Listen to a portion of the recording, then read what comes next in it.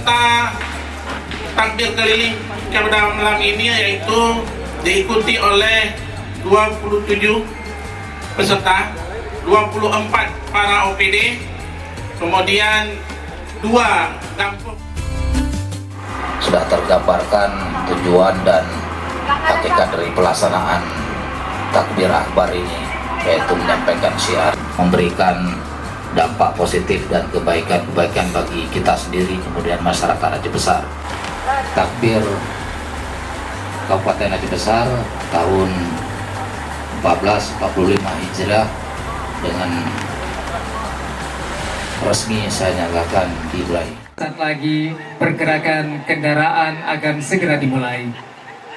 Mohon diperhatikan untuk forader pada malam hari ini, dan kita hitung para hadirin 3, 2, 1. Bismillahirrahmanirrahim. Dipersilakan untuk berlalu. Nah, para hadirin, forader dari Polres Aceh Besar sudah mulai bergerak.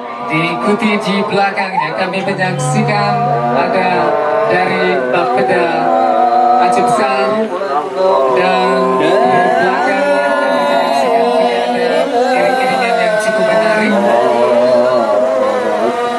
Untuk selanjutnya para hadirin, Allahu Akbar, Allahu Akbar,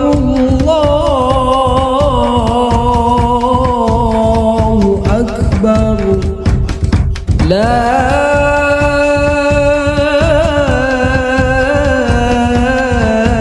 ilaha illallah, Wallahu